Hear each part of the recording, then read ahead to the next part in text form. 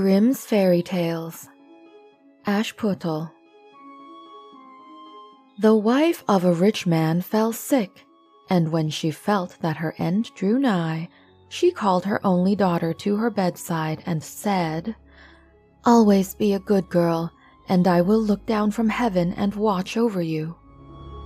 Soon afterwards, she shut her eyes and died, and was buried in the garden, and the little girl went every day to her grave and wept, and was always good and kind to all about her. And the snow fell and spread a beautiful white covering over the grave.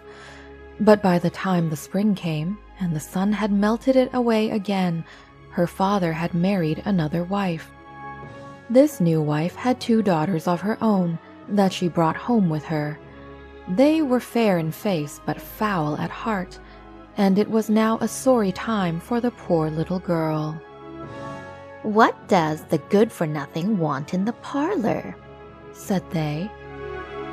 "They who would eat bread should first earn it. Away with the kitchen maid." Then they took away her fine clothes and gave her an old gray frock to put on, and laughed at her, and turned her into the kitchen. There she was forced to do hard work, to rise early before daylight, to bring the water, to make the fire, to cook and to wash. Besides that, the sisters plagued her in all sorts of ways, and laughed at her. In the evening, when she was tired, she had no bed to lie down on, but was made to lie by the hearth among the ashes. And as this, of course, made her always dusty and dirty, they called her Ashputtel. It happened once that the father was going to the fair, and asked his wife's daughters what he should bring them. "Fine clothes," said the first. "Pearls and diamonds," cried the second. "Now, child," said he to his own daughter, "what will you have?" "The first twig, dear father, that brushes against your hat when you turn your face to come homewards," said she. Then he brought for the first 2 the fine clothes and pearls and diamonds they had asked for, and on his way home, as he rode through a green copse, a hazel twig brushed against him and almost pushed off his hat, so he broke it off and brought it away, and when he got home, he gave it to his daughter. Then she took it and went to her mother's grave and planted it there, and cried so much that it was watered with her tears, and there it grew and became a fine tree. 3 times every day she went to it and cried, and soon a little bird came and built its nest upon the tree, and talked with her, and watched over her, and brought her whatever she wished for. Now it happened that the king of that land held a feast, which was to last 3 days, and out of those who came to it, his son was to choose a bride for himself. Ashputtel's 2 sisters were asked to come, so they called her up and said, "Now, comb our hair, brush our shoes, and tie our sashes for us, for we are going to dance at the king's feast."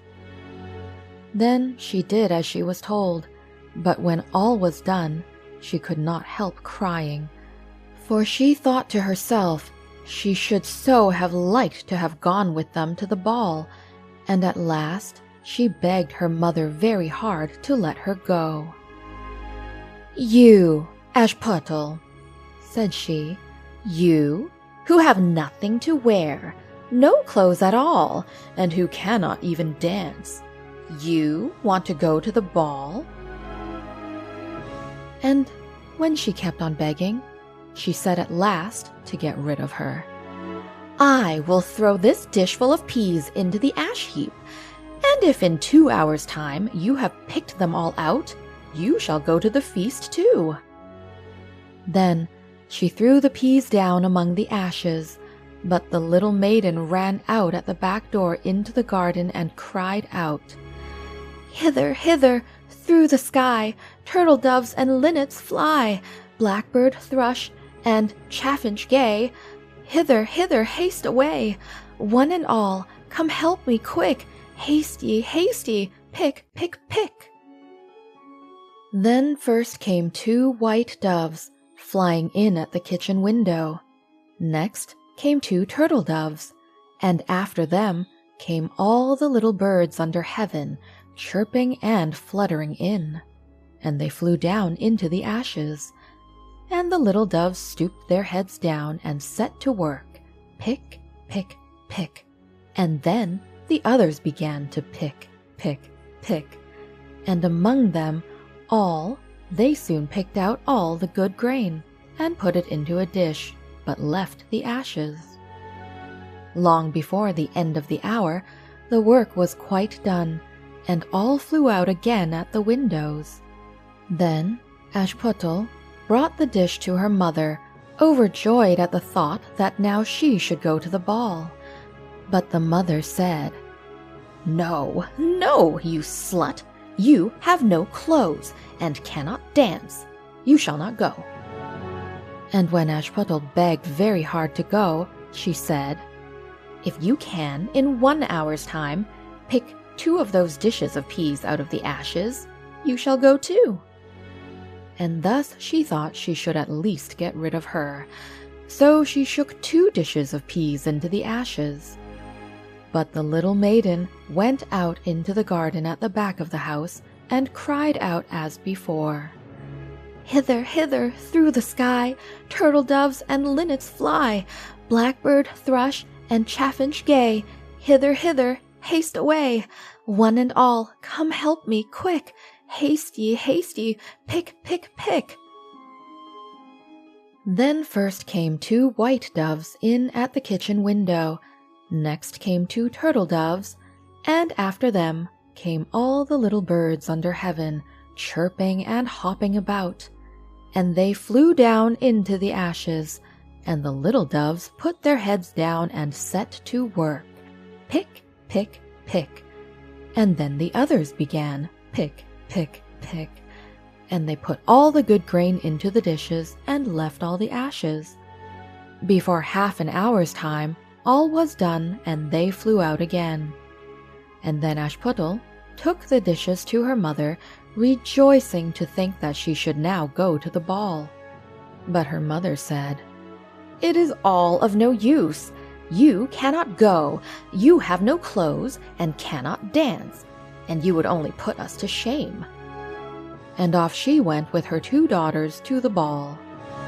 Now, when all were gone and nobody left at home, Ashputtel went sorrowfully and sat down under the hazel tree and cried out, "Shake, shake, hazel tree, gold and silver over me." Then her friend the bird flew out of the tree and brought a gold and silver dress for her and slippers of spangled silk. And she put them on and followed her sisters to the feast. But they did not know her, and thought it must be some strange princess. She looked so fine and beautiful in her rich clothes, and they never once thought of Ashputtel, taking it for granted that she was safe at home in the dirt. The king's son soon came up to her, and took her by the hand and danced with her, and no one else. And he never left her hand, but when anyone else came to ask her to dance, he said, "This lady is dancing with me." Thus they danced till a late hour of the night, and then she wanted to go home, and the king's son said, "I shall go and take care of you to your home," for he wanted to see where the beautiful maiden lived. But she slipped away from him unawares and ran off towards home, and as the prince followed her, she jumped up into the pigeon house and shut the door. Then he waited till her father came home and told him that the unknown maiden, who had been at the feast, had hid herself in the pigeon house.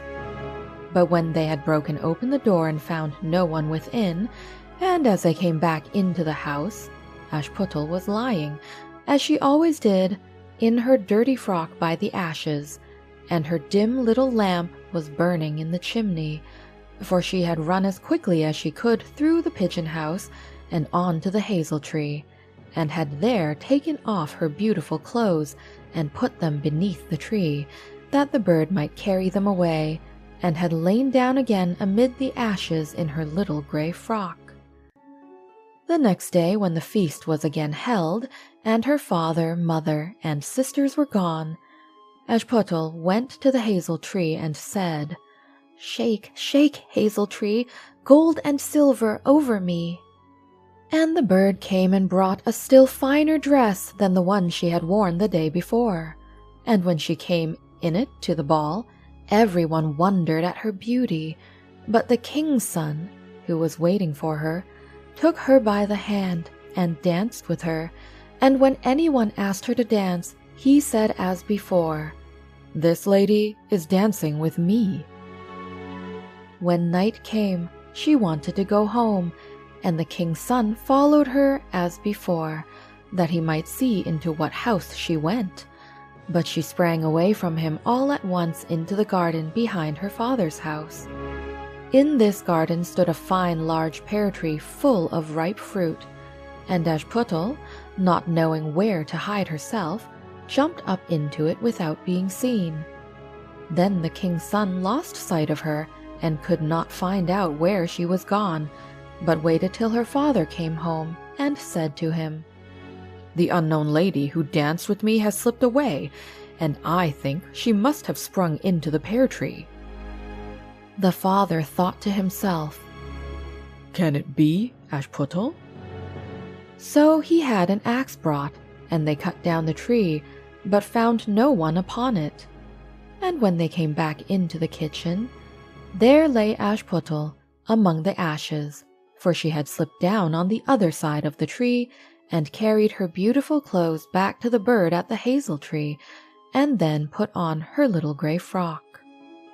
The third day, when her father and mother and sisters were gone, she went again into the garden and said, "Shake, shake, hazel tree, gold and silver over me." Then her kind friend the bird brought a dress still finer than the former one, and slippers which were all of gold, so that when she came to the feast, no one knew what to say for wonder at her beauty, and the king's son danced with nobody but her. And when anyone else asked her to dance, he said, "This lady is my partner, sir." When night came, she wanted to go home, and the king's son would go with her, and said to himself, "I will not lose her this time." But, however, she again slipped away from him, though in such a hurry that she dropped her left golden slipper upon the stairs. The prince took the shoe and went next day to the king his father and said, "I will take for my wife the lady that this golden slipper fits." Then both the sisters were overjoyed to hear it, for they had beautiful feet, and had no doubt that they could wear the golden slipper. The eldest went first into the room where the slipper was, and wanted to try it on, and the mother stood by. But her great toe could not go into it, and the shoe was altogether much too small for her. Then the mother gave her a knife, and said, "Never mind, cut it off. When you are queen, you will not care about toes. You will not want to walk." So the silly girl cut off her great toe, and thus squeezed on the shoe, and went to the king's son. Then he took her for his bride, and set her beside him on his horse, and rode away with her homewards. But on their way home, they had to pass by the hazel tree that Ashputtel had planted, and on the branch sat a little dove singing. Back again, look to the shoe. The shoe is too small, and not made for you. Prince, prince, look again for thy bride, for she's not the true one that sits by thy side." Then the prince got down and looked at her foot, and he saw, by the blood that streamed from it, what a trick she played him. So he turned his horse round, and brought the false bride back to her home and said, "This is not the right bride. Let the other sister try and put on the slipper." Then she went into the room and got her foot into the shoe, all but the heel, which was too large. But her mother squeezed it in till the blood came, and took her to the king's son, and he set her as his bride by his side on his horse and rode away with her. But when they came to the hazel tree, the little dove sat there still and sang, Back again, look to the shoe. The shoe is too small and not made for you. Prince, prince, look again for thy bride, for she's not the true one that sits by thy side. Then he looked down and saw that the blood streamed so much from the shoe that her white stockings were quite red. So he turned his horse and brought her also back again. "This is not the true bride," said he to the father. "Have you no other daughters?" "No," said he. "There is only a little dirty Ashputtel here, the child of my first wife. I am sure she cannot be the bride." The prince told him to send her, but the mother said, No, she is much too dirty. She will not dare to show herself." However, the prince would have her come, and she first washed her face and hands, and then went in and curtsied to him, and he reached her the golden slipper. Then she took her clumsy shoe off her left foot and put on the golden slipper, and it fitted her as if it had been made for her. And when he drew near and looked at her face, he knew her and said, "This is the right bride."